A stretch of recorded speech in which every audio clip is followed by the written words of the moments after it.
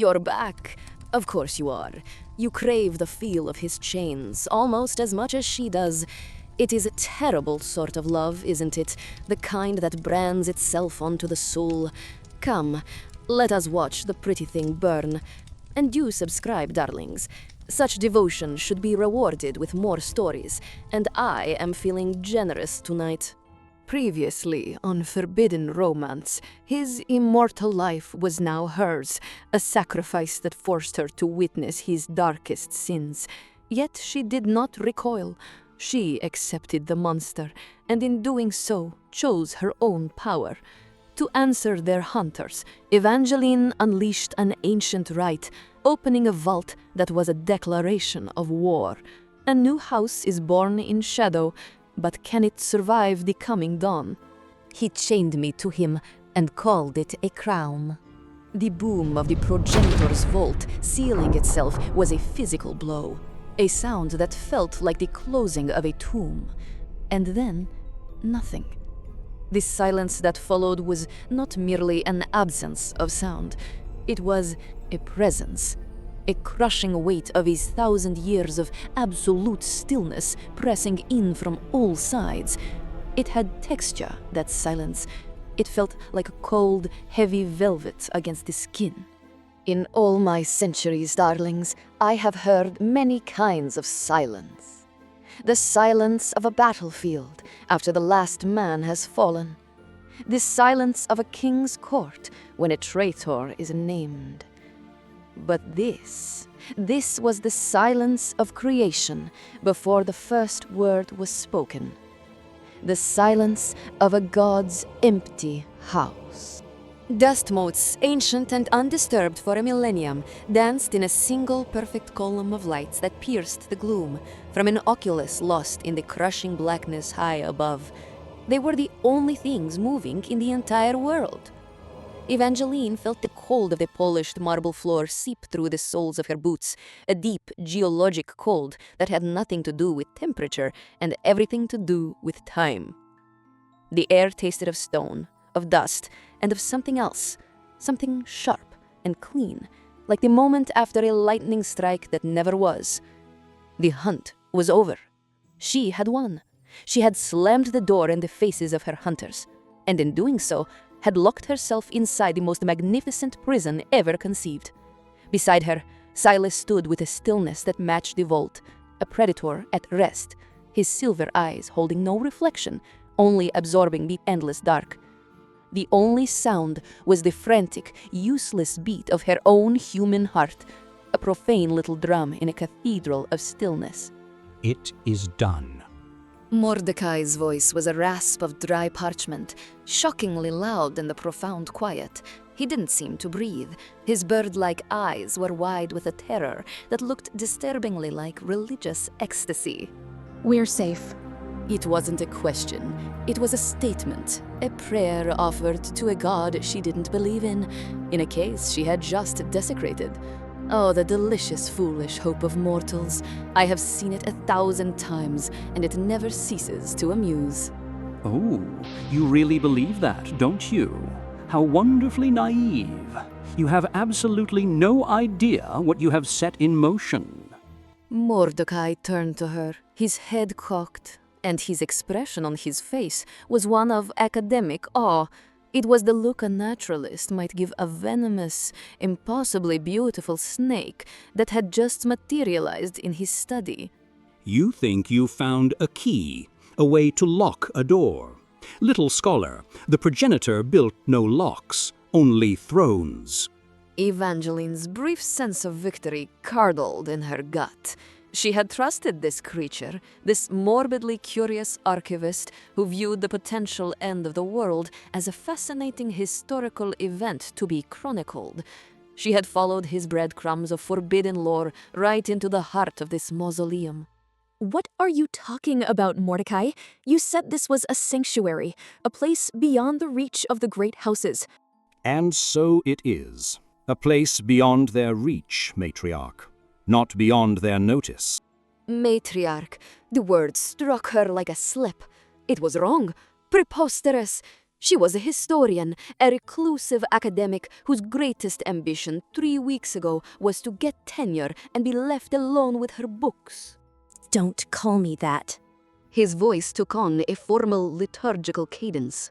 I am a scribe of the Argent Order. It is my sworn duty to record history, not to placate its actors. By opening the progenitor's vault, you did not merely find refuge. You performed a rite of ascension. I do love a good loophole, especially one written in blood and stone 1,000 years ago, lying in wait like a serpent in the dust. The ancient laws are the most delicious, my dears, because they have no pity.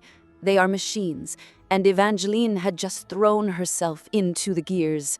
Silas's voice was flat, analytical. He was not panicked. He was processing, calculating. It was terrifying to watch. The rite is a declaration. By what authority? By the authority of the progenitor himself. The scribe chirped as he gestured to the cavernous dark around them. This vault is not a fortress. It is the seat of the first house, the one that existed before the schism, before the shards were scattered. To open it, to claim it as your own, is to declare the founding of a new great house. He paused, letting the weight of it land. Welcome to the War of Ascension, matriarch of House Syzygy. House Syzygy. He said the name as if it were already carved on a 1,000-year-old tomb. Evangeline felt a wave of vertigo. Her knees felt weak. A house. She and Silas, a disgraced mortal prince, and a librarian with a stolen god shard rattling around in her soul. They weren't a house. They were a hostage situation with delusions of grandeur. That's insane. We didn't declare anything. We were running for our lives. Mordecai stated it with the tone of a professor correcting a particularly slow student. Intent is irrelevant to the ancient laws. The law is clear. A new power has laid claim to the progenitor's own seat. Therefore, the truce of ascension is invoked. Evangeline's mind, the sharp academic mind she had always trusted, was scrambling to catch up. She looked at Silas, her anchor in this swirling madness. His face was a mask of cold marble, but she could feel the spike in his alertness through the bond, not fear, something colder, the dispassionate focus of a general seeing the battlefield for the first time. The truth? What does that mean? His silver eyes were fixed on Mordecai, but his words were for her. It means they can't touch us. It is the law that prevents the great houses from immediately annihilating any new power that emerges. A period of judgment.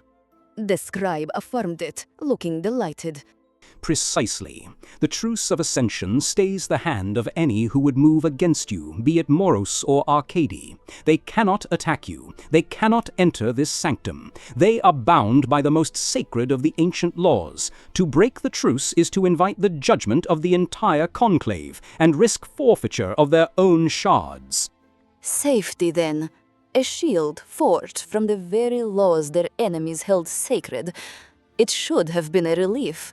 But Evangeline looked from Mordecai's ecstatic, skull-like face and the looming empty throne behind him, and the cold in her stomach only deepened.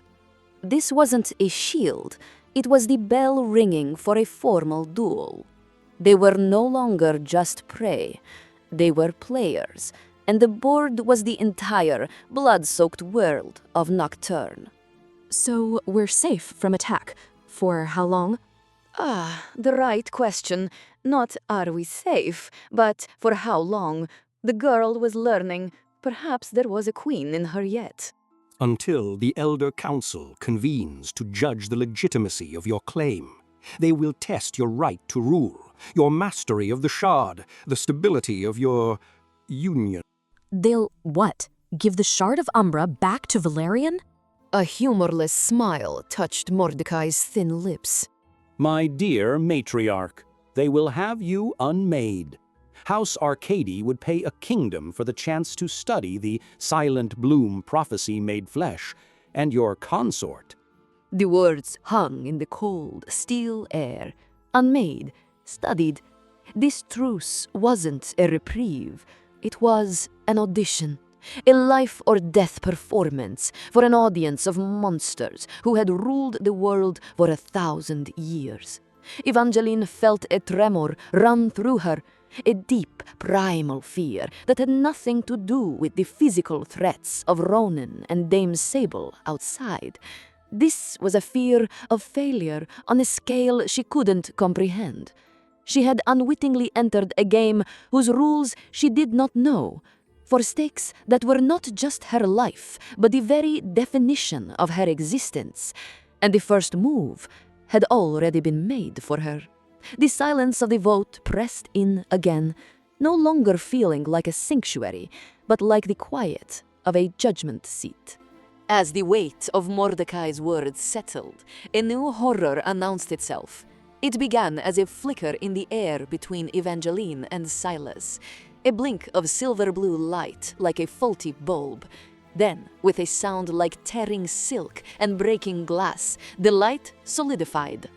It was a cord, a shimmering physical chain of pure energy, the color of a winter sky at dusk, that erupted from the center of Evangeline's chest and anchored itself directly into Silas's. It wasn't attached. It grew from them, a horrifying, luminous, umbilical cord woven from raw magic. It hummed with a low, vibrating energy that she could feel in her teeth, in the bones of her skull. Raw, animal panic clawed its way up Evangeline's throat, hot and choking. This was new. This was wrong. The bond had been a thing of the mind, an invisible violation. This was a shackle. She took a stumbling step back, her hands flying up as if to ward it off, to tear it from her chest. The tether pulled taut with a sharp snap of light. Silas, who had been standing like a statue, was yanked forward a half step, a grunt of surprise forced from him. His inhuman grace shattered for a single shocking moment. What is this? What the hell is this? She pulled again, harder this time, her boots scraping against the marble, the tether held firm, a line of absolute, unyielding force. It was exactly 10 feet long, not an inch more. Silas took a deliberate step to his left, testing it. She was dragged sideways, stumbling into the hard line of his body. He was the anchor, and she was the boat, caught in an unbreakable mooring line. Claustrophobia, sharp and suffocating, slammed into her. She couldn't get away. She couldn't have privacy. She couldn't even walk across a room without him. Her personal space, her autonomy, the simple freedom to turn her back and walk away had been annihilated. Get it off. Mordecai, get this thing off of me. The scribe's voice brimmed with a detached, scholarly excitement that made her want to scream. I cannot. Fascinating. Utterly fascinating. It would seem the vault, this place of progenitor power, has literalized your bond, made its metaphysical properties manifest. This is the progenitor's tether. Its existence is mentioned in the deepest lore, but it has not been seen in a millennium. Evangeline didn't give a shit about his deep lore. She was chained to the one person in the universe who represented the complete loss of her old life. The monster who was now a man. The prince who was now her prisoner, the walking, talking embodiment of a choice she never wanted to make. And now, they were literally, physically chained together. I can't breathe. She was hyperventilating, her vision starting to tunnel. The vast, dark chamber was closing in, the silence suffocating her. This wasn't a sanctuary, it was a cage. A beautifully carved, historically significant cage for two. She clawed at her own sternum, where the light emerged from her flesh, but her fingers met only the velvet of her gown. There was nothing to grab, nothing to break. It was a part of her. He was a part of her. Evangeline. His voice cut through her panic. She looked up at him, her eyes wild. The shock had bled from his face, replaced by that unnerving, analytical calm. But his silver eyes were fixed on her, and for the first time she saw something other than calculation. He saw her. He saw her terror, her desperation, and he felt the frantic, ragged echo of it thrumming through the very chain that was causing it. He saw the trap not as a strategic problem to be solved, but as the source of her agony. And in that moment, something in his expression shifted. The general was gone, the prince was gone, the monster was gone. All that was left was the man chained to a terrified woman in the dark. Seeing the raw, unmaking terror in her eyes, Silas did something that shattered every expectation she had of him. He did not fight the tether. He did not analyze it. He accepted it. And then he redefined it. With a grace that was utterly at odds with his new mortality, he went down on one knee before her on the cold marble floor. The chain of light pulled taut between them, a line connecting his heart to hers. He bowed his head, the proud, arrogant prince of House Moros, the 900-year-old predator, kneeling in submission to her, a mortal academic he'd known for a handful of weeks.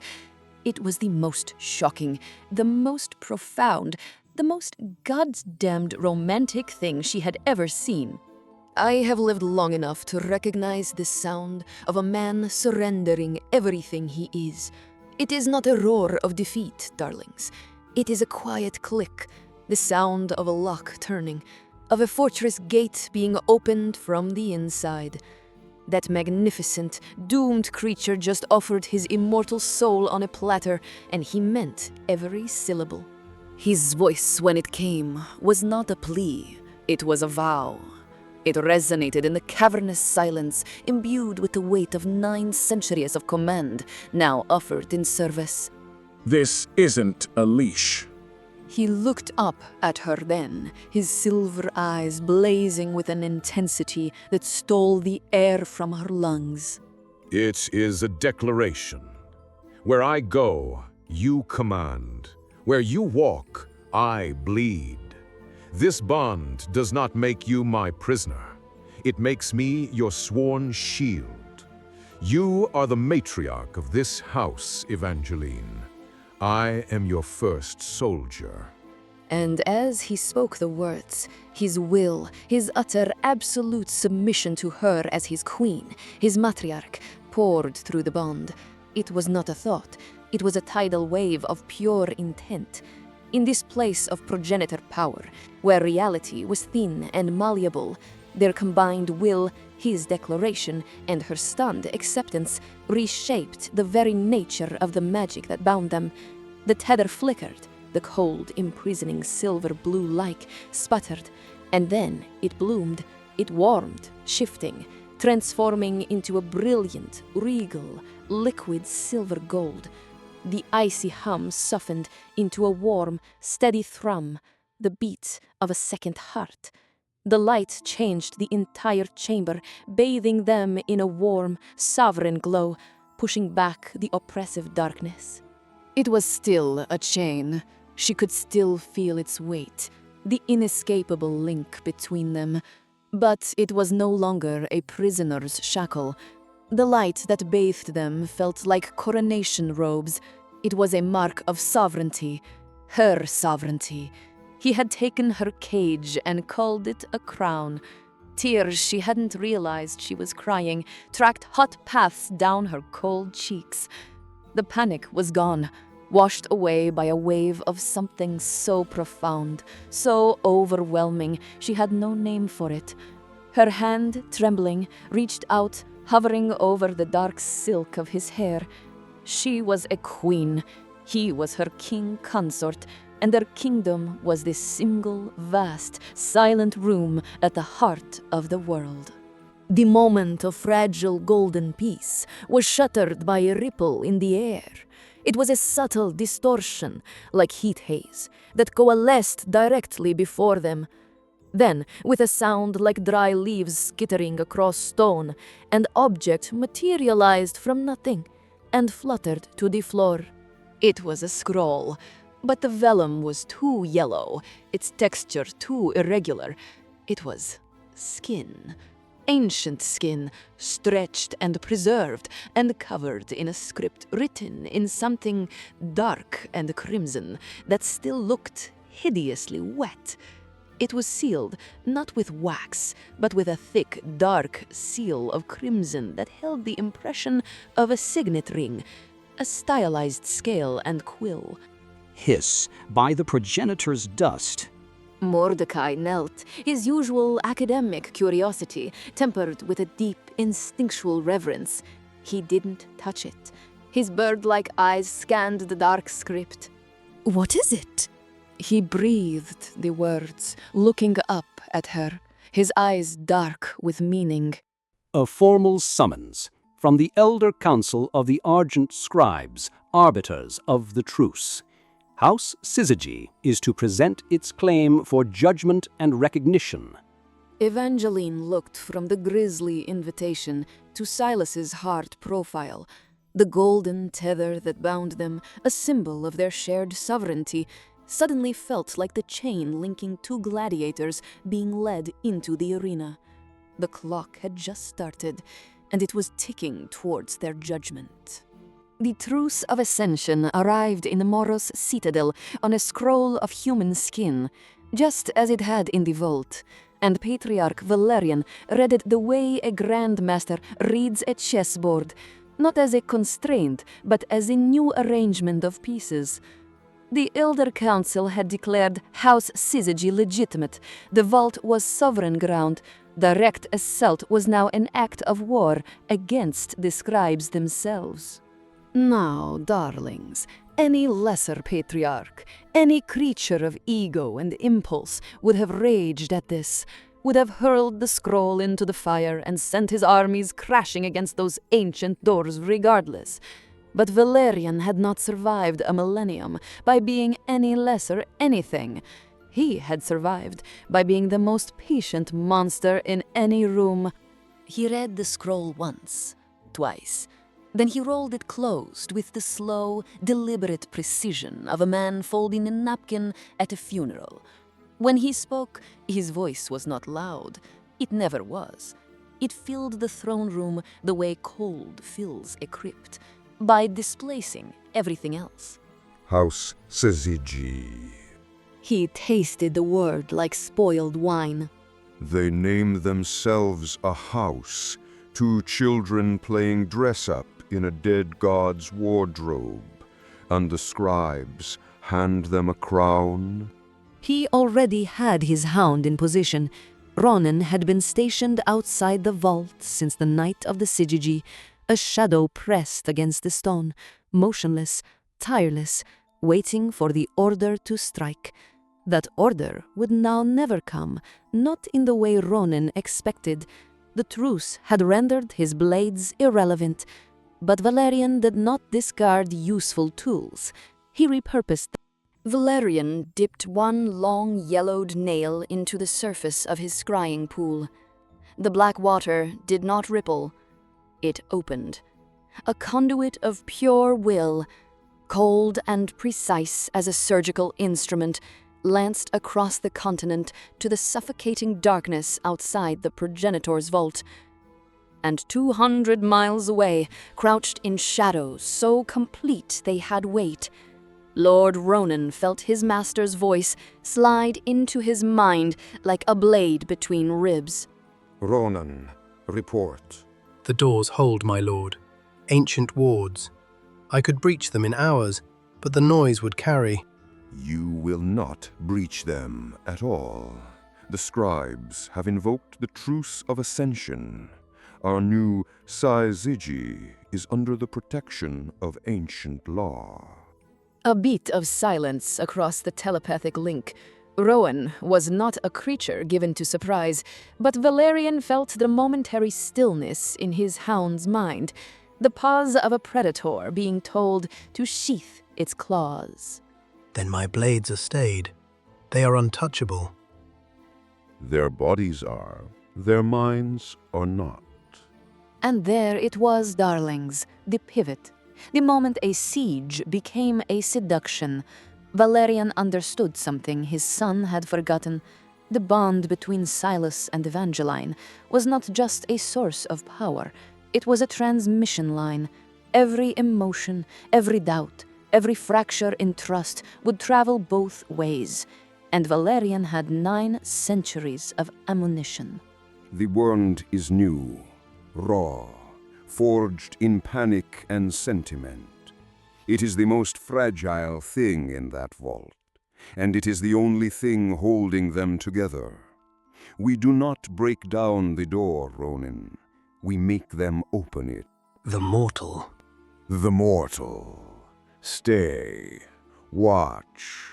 Listen. I will give you the words when the time comes.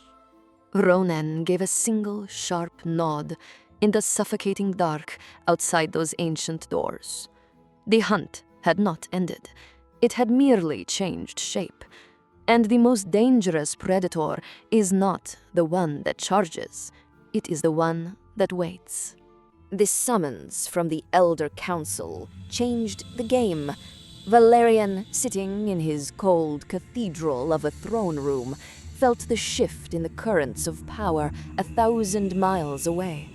The truce of ascension was law, ancient, unbreakable law.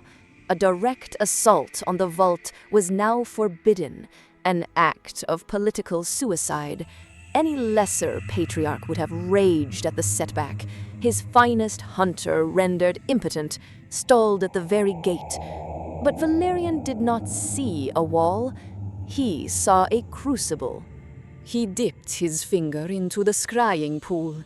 The black water swirled, not showing an image, but forging a connection, a conduit of thought and will that crossed the continent to the darkness outside the vault.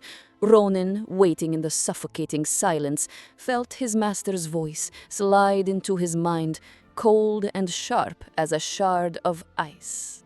The truce holds. My blades are stayed, my lord. They are untouchable. Their bodies are, their minds are not. The scribes have declared them house syzygy.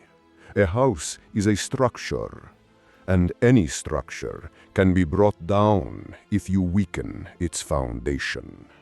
Oh, he was magnificent, a true artist of despair.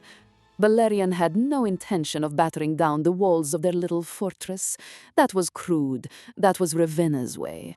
Valerian's methods were always more intimate. He would let them have their sanctuary. He would let them have their truce. And he would use that safety to turn their prison into a pressure cooker. We do not fight the magic. We target the mortal. Ronan, hidden in the shadows of the cavern, felt a flicker of grim appreciation. The strategy was elegant, it was cruel, it was pure Moros. The bond is new, volatile, forged in crisis and sentiment. It is their greatest strength and their most exploitable flaw. She is a mortal academic, not a queen. Her nerves are frayed. Her spirit is untested. She is a glass vessel holding a power she cannot comprehend. In his mind, Ronan saw it, the bond, not as a shield, but a transmission line for pain, a way to hurt the untouchable prince by tormenting the mortal he was bound to. She has known him for weeks. I have known him for 9 centuries. Every failure, every regret, every ghost. I know where every scar is, Ronan, both on his skin and on his soul. And I will give you the words to twist in every one. The true nature of the war was now clear. It would not be fought with swords and shadow walking. It would be fought with whispers, with memories, with the quiet, insidious poison of doubt. Valerian would not break the bond. He would make her break it. Stay there, Watch, listen. I will give you the words to say. Your only task is to wait for the perfect moment to speak them. Wait for the crack. Outside the vault, wreathed in a darkness so complete it felt like being buried alive, Lord Ronan gave a slow, predatory smile. It was a ghastly sight. He was a hunter who had just been told he no longer needed to chase his prey. He simply had to whisper until it came out of its burrow and walked into his grasp. Yes, my lord. While the master of House Moros plotted his psychological warfare, the chosen champion of House Arkady took a rather different approach. The truce that bound Ronan's blades also bound Dame Sable's instruments. She could not examine the fascinating new specimen, so she would study it in its natural habitat. She had conjured a small orb of cold, clinical light that floated near her shoulder, illuminating the massive stone doors of the vault. Lord Ronan had melted back into the deepest shadows, a pillar of lethal patience, conserving his strength. Dame Sable, however, was energized. She saw not a prison, but a laboratory. With a silver stylus, she was meticulously sketching the dormant alien glyphs carved into the stone, her brow furrowed in concentration, her multifaceted insectoid eye whirred softly, analyzing the faint magical residue, while her human eye judged the artistry of the carvings. The energy signature is null, not dormant, null, as if the power source was excised, but the structure remains. Fascinating. Matriarch Ravenna will require a full report on the residual architecture. The hunter had become a naturalist, observing the strange new creature in its den. The two jailers, Moros and Arkabi, could not have been more different. One waited for the moment to strike, the other waited for the moment to learn. Trapped by the same ancient law, they settled in for a long, cold vigil. Two predators circling a cage they could not open, each dreaming of the prize within. The adrenaline of their ascension, the terror of the tether, the shock of the summons, it all faded, leaving only the cold, the dark, and the crushing weight of their new reality. They were a house, a queen and her consort, and their entire kingdom was a single circular room carved from the heart of the world. Alone again, the silence returned, but it was different now. It was filled with the soft, warm glow of the golden chain that bound them, and the frantic, fragile beat of Silas's mortal heart. He looked tired. It was a shocking human sight. In all the time she had known him, he had been a creature of tireless, predatory energy. Now, slumped on the steps of the obsidian throne, the new-forged mortality set on him like a lead cloak. There were faint dark circles under his silver eyes. His pallor was no longer the luminous white of a vampire, but the pale exhaustion of a man running on fumes. The strain of becoming mortal, of feeling the endless grinding toll of a body that needed rest, was already carving new lines into his perfect face. She reached across the few inches separating them, her fingers finding the back of his hand. The contact was a jolt. His skin was cool, as always, but beneath it, for the first time, there was warmth. A faint, living heat that her own body seemed to recognize and lean toward, and a pulse, a fast, steady thrum against her fingertips that echoed the frantic beat she could now feel in her own chest, transmitted through the bond. The constant, vulnerable drumbeat of his life. Seeing his exhaustion, feeling his fragility, a fierce, unfamiliar protectiveness rose in her. He had given up his immortality for her. The least she could do was learn how to keep him alive. You need to rest. His voice was rough with a weariness he could no longer hide. He straightened up, his discipline warring with his body's new pathetic needs. There's no time. The summons has been sent. The game has begun. We have at best a day before we must answer. We have to prepare you. He was no longer just her shield. He was her teacher, her spymaster, her grand vizier, and their bond was his classroom. Look at me, Evangeline. She met his gaze. His silver eyes were clear, focused, the exhaustion banished by sheer force of will. I am going to show you the board, the pieces, the way they move. Don't fight it. Just absorb it. He didn't need to do anything else. He just focused his intent, opening a channel through the bond, and the knowledge came. It wasn't like reading a book. It was a deluge, a flood of sensory data, of memories, of cold, hard strategic analysis honed over 900 years of survival in a court of poison and shadows. She felt the cloying, sweet, sour stench of House Arcady's flesh-crafting vats, a scent memory from a diplomatic visit 3 centuries ago. She felt the bone-deep chill of the Argent Scribe's hull of echoes, the weight of 1,000,000 recorded lives pressing in. She saw the political map of Nocturne not as a drawing, but as a living web of allegiances, debts, and ancient grudges, all stored in his perfect, predatory mind. She winced, her eyes squeezing shut as a wave of pure information, cold and sharp, washed through her. Breathe. And she did. Her own mind, trained to catalog and cross-reference, began to work, taking the raw flood of his experience and shaping it into something she could use. She was building a library in her head, with him as its single, priceless, terrifying volume. He began in a low, steady murmur. Matriarch Ravenna of House Arcade. She will not challenge your claim on the grounds of heresy. That is my father's angle. Ravenna is a scientist, a biologist of obscene genius. She will petition the Elder Council for custody. She will argue that the syzygy is a biological anomaly of unprecedented importance, that you are not a queen to be recognized, but a specimen to be studied for the betterment of all vampire kind. She will promise to share her findings. It will be a tempting offer.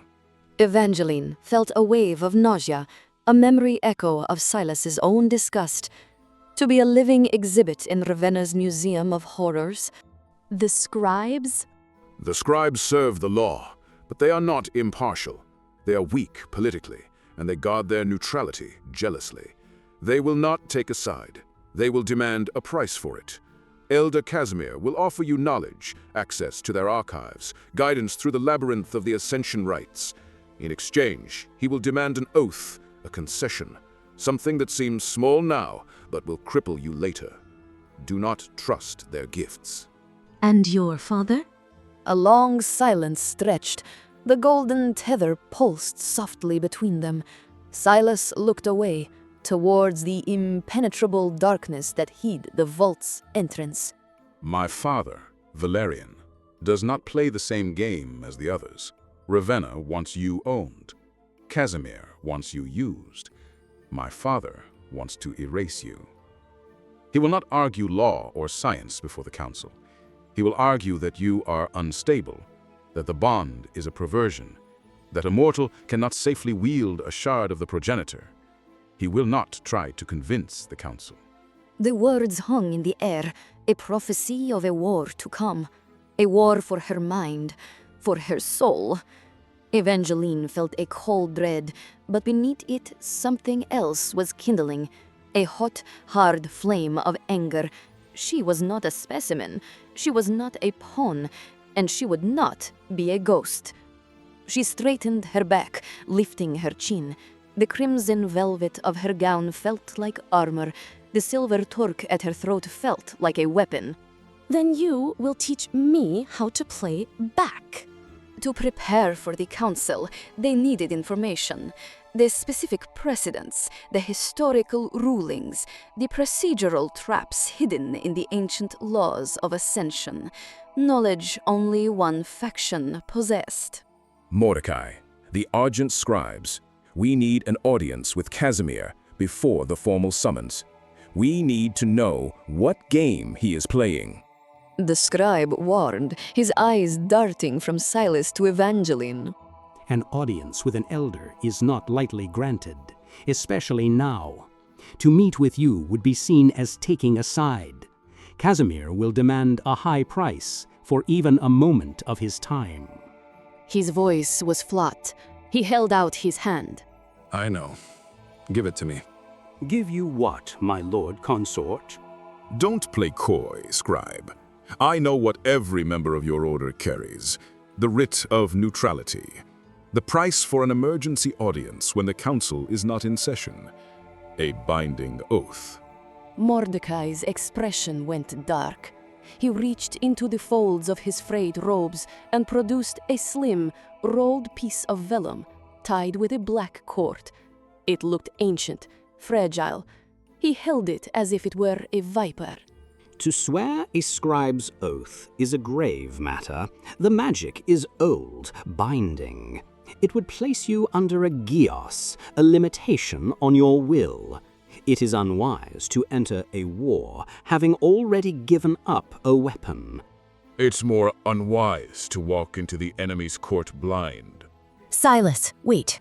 She felt a spike of alarm through the bond, a cold premonition. Mordecai's warning felt genuine, a rare crack in his academic detachment. But Silas was already moving.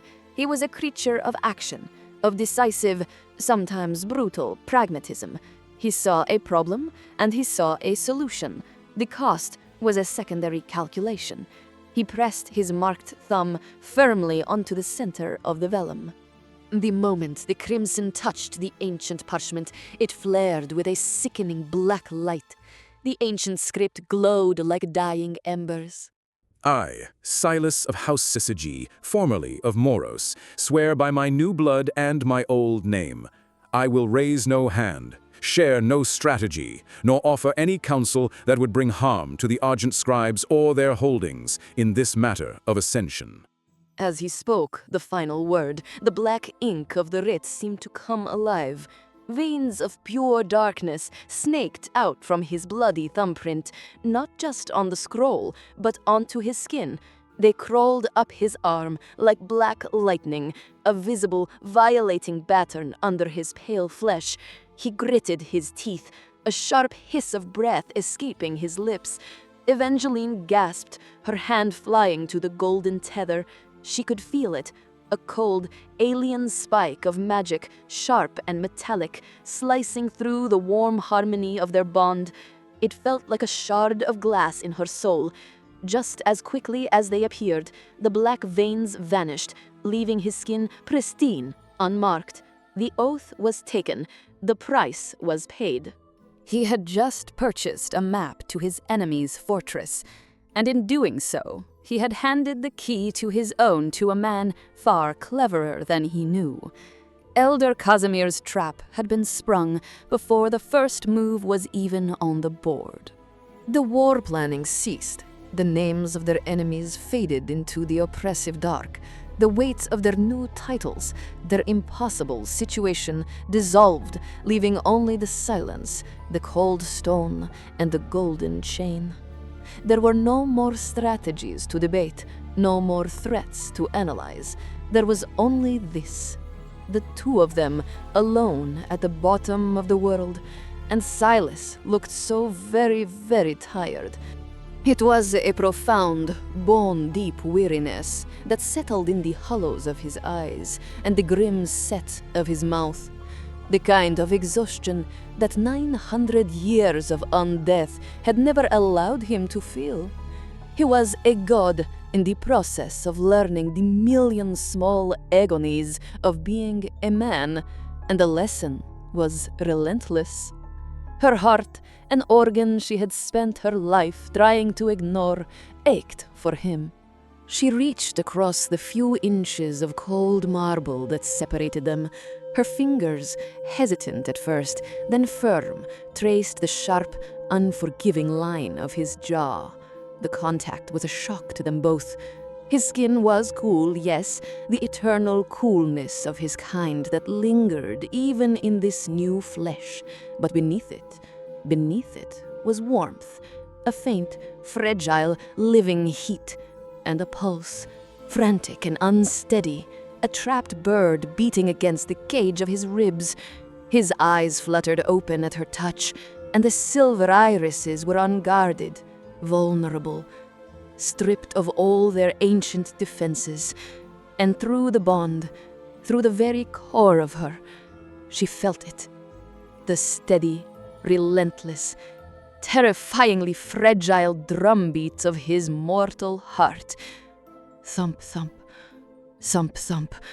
The sound filled the cavernous silence, becoming the only truth in the universe. He was mortal. He was hers. And he was breakable. She leaned in, drawn by a gravity she could no longer fight. What followed was slow and devastating, and changed the chemical composition of them both. They learned the geography of each other in the silent golden dark. She discovered where he was still a god of marble and discipline, and where he was now just a man, full of shocking warmth and frightening fragility. He discovered that her skin was not just soft, but held a heat that felt like coming home after 1,000 years in the cold. He learned the taste of her, a complex vintage of intelligence and terror, and a strength that humbled him. She mapped the scars on his soul that she felt through the bond, the ancient aches of loneliness and duty, and she answered them not with pity, but with a fierce, defiant tenderness. The tether burned between them, a supernova of shared sensation, of bleeding memories, of his centuries of ice meeting her fire. It was not a battle, it was a fusion. Afterward, they lay tangled on the cold steps of the empty throne, his heavy velvet coat a makeshift blanket against the chill. Her head rested on his chest, her ear pressed to the source of that miraculous, steady rhythm. His hand, which had once commanded armies of shadow, was now tracing idle, gentle patterns on the skin of her arm. The cool of his touch was a comfort, no longer a threat. In the quiet dark of their one-room kingdom, with the weight of the world waiting outside, they had found a moment of truce. Not a truce of law or politics, a truce of the heart. For the first time, the golden chain that bound them felt not like a cage or a crown, but simply a connection, a quiet, undeniable, terrifying truth. They were one. The fragile piece shattered. It was not a sound, it was a violation, a voice sliding out of the absolute darkness beyond the vault doors, amplified by the perfect, malevolent acoustics of the ancient stone. It wasn't a shout, it was a murmur, a stage murmur meant to carry. A sibilant poison dripped directly into her ear. It was Ronan's voice. Does she know about Ilara, little brother? The name, Ilara. It struck Evangeline like a physical blow. It was a key, turning a lock on a memory she had tried to bury. The memory Silas had shown her, the one she had accepted, the one she had forgiven him for. The kneeling vampire, the moment in the snow, the cold finality of it. Now it had a name, Ilara. Does she know how you held her as she fell in the snow? She had eyes just like that, didn't she? That same shade of green. Revulsion, swift and absolute, uncoiled in her gut. She flinched away from Silas, scrambling backwards on the cold steps as if his touch were acid. The motion was violent, instinctual. The tender moment of intimacy, his heartbeat under her ear, the warmth of his coat, it all felt like a lie, a monstrous deception. As she recoiled, the golden tether that bound them pulled brutally taut, yanking Silas upright. And the light sputtered. For one single agonizing heartbeat, the warm, sovereign gold of their bond died. It flashed back to the cold, hostile, imprisoning silver blue it had been at its birth. It crackled with a discordant, painful energy, a shriek of broken trust made manifest. Silas stared at her, his face a mask of shock and dawning horror as he felt her revulsion, her pain, her betrayal flood through the bond, a wave of pure poison. He knew exactly what Ronan had just dredged up and weaponized. The ghost of a woman named Ilara now stood between them, more real than any wall of stone. In the suffocating blackness outside the vault, Lord Ronan heard the faint, discordant crackle of the bond flickering. He couldn't see it, but he felt the shift in the ambient magic. He had found the crack. A slow, cruel, deeply satisfied smile touched his lips. He had not drawn a blade. He had not broken a law. He had simply spoken a name, and it had done more damage than any army ever could. The tether flickered back to gold, but it was a pale, sickly imitation of what it had been moments before. Weak, unsteady, poisoned. Evangeline stared at Silas across the 10 feet of unbridgeable distance that had just opened between them, her face a canvas of heartbreak and horror. She had just given him everything, and in return he had given her a ghost with her own eyes. The war had begun, and its first casualty was them. Ah, Lord Ronan, so exquisitely cruel. He needed no army, no blade, just a name, Elara, the perfect poison for a love so fragile it could barely draw breath. You felt that flicker of hope for them, didn't you, darlings? How adorable. All my stories for Crimson Tales are original, and they do so love to twist the knife. Ring the bell. You will want to be here when that trust shatters for good.